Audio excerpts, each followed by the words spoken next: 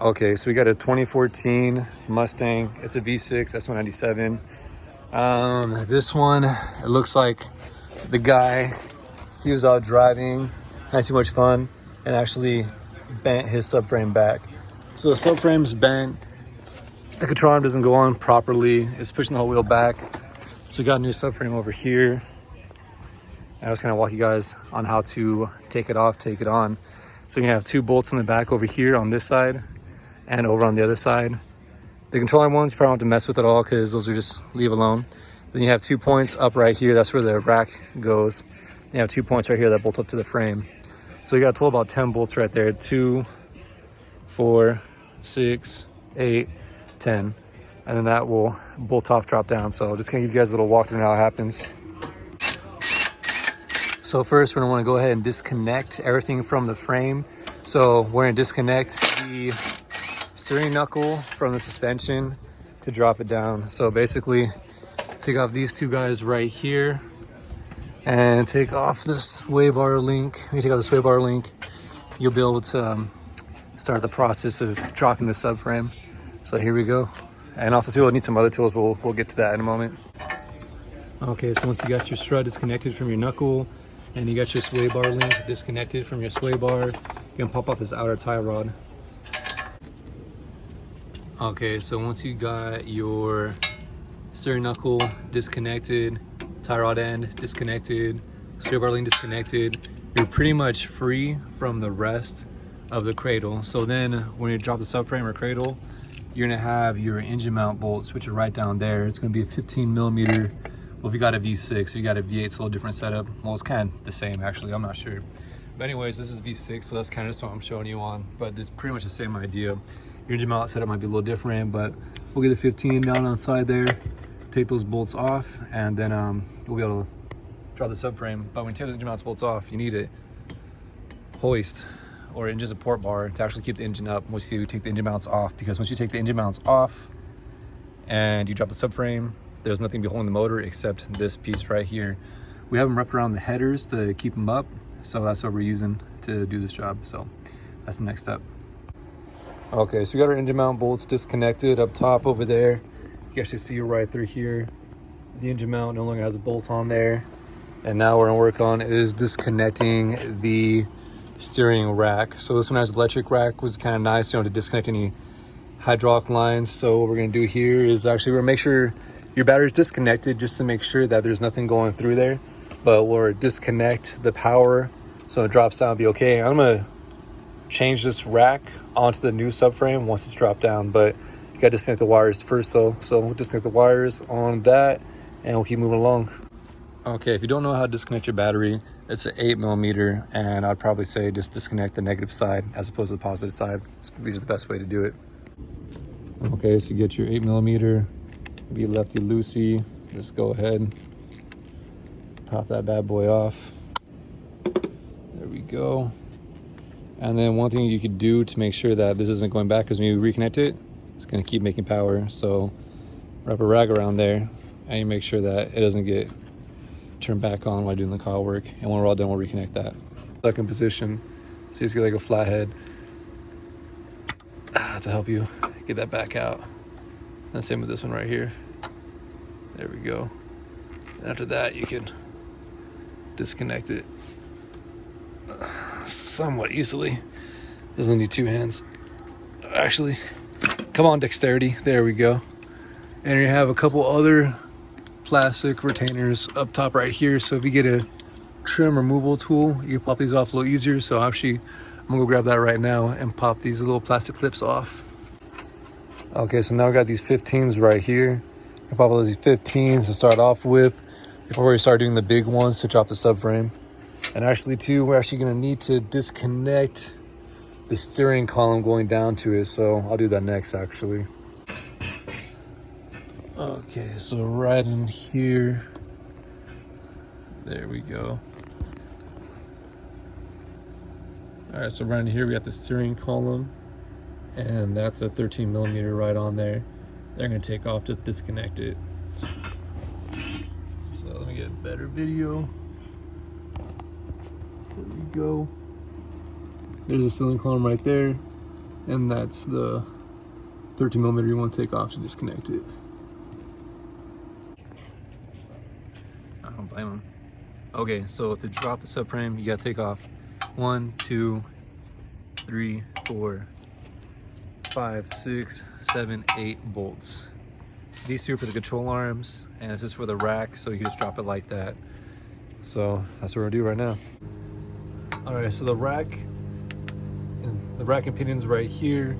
We got the little guard out the way. We're gonna leave this connected, so let's drop down with it. So now we just gotta go over to here and disconnect those lower two to the frame, and those lower two to the frame right over here. See them right over there? So those are the I was talking about. You got the two other ones right up top. Before that, I'm gonna disconnect the steering column. Okay, actually too, you're gonna need to disconnect the brake caliper and also to the speed sensor on the back before you drop it down. So I think, let's see.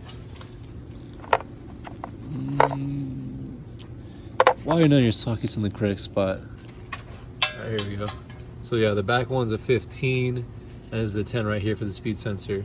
So go ahead and take the brake caliper off and the wheel speed sensor off. Just tuck that out the way so when you drop it, it's not gonna get stuck on there. So go ahead and do that on both sides as well. All right, so we got the brake caliper off. Those are the two, man, I just had it. All right, those are the two 15s on the back of the brake caliper right over here. And then also that was a 10mm, the wheel speed sensor right over here. So once you have those disconnected, this can drop off entirely. And you can even disconnect the control arm and the steering knuckle beforehand if you want to make it a little easier to have it drop off. Okay, so we got the two bolts out right here. We got the two lower bolts out right here. We got a trans jack that we're using. We got it chained down. So right now I'm just going through, making sure nothing's connected. We got this disconnected for the rack. This is free. Knuckles are free. There's no brake line, something like that hanging down.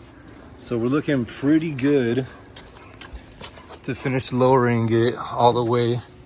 We got the steering shaft disconnected right there. So we're looking pretty solid to lower it down.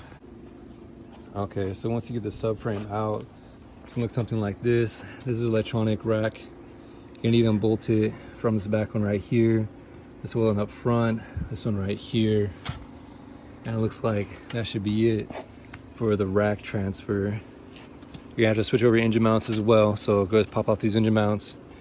You can put them onto your new subframe. And then you have control arms as well. You got these three. Oh, sorry, well, those two right there, and you got this one right up top right here to change the control arm. And you either do that while the rack's off, or you do it a little bit later. I'm gonna decide to do it right now while it's off, just make it a little easier. I don't have to deal with nothing. So, yeah, that's the old subframe from the car. And this is the Mustang with no subframe or pretty much nothing, just a kind of naked bottom. Yeah, pretty much got easy access to everything right now. Pretty crazy. It's like its little arms, like it's trying to fly. Okay, so first thing we did was take off the engine mounts and put the engine mounts onto the new subframe right over there. And now we're going to get started on the, I always mess this up, the rack and pinion. And it's going to be an 18mm to take off these three bolts to get it going. Okay, so you have the 18 up top and there's one 18 below, so don't forget to hold it or else it'll just be spinning and spinning for days. So just one quick tip for you guys. All right, now just go ahead and pull it out since all three bolts are out. Yep, there you go. That's your steering, rack, and pinion. So let's get this in position. All right, go ahead and slide it there. I don't know where this goes. You put it, yeah, right between that crack. You have it go right inside there. There you go. You just can't line up the holes on that side. Perfect. Cool. Let's go ahead and put the bolts in. You got your rack onto this one. Okay, so on ours, we actually have our old nuts welded on there, and we don't have time to go hardware store, they're all closed. So actually what we're doing is cutting it with what you call one of these cutters, and we're cutting the welds on it. And once we cut the weld on it, we just went ahead and got this big old crescent wrench and just kind of peeled it back and popped off. So that's what we do for this side too. Okay, just a quick tip. When you put the rack and pinion in, these control arm bolts, you won't be able to get them out unless the rack is out. So definitely make sure you do the control arms first before putting the rack back in. That's where you're gonna do this.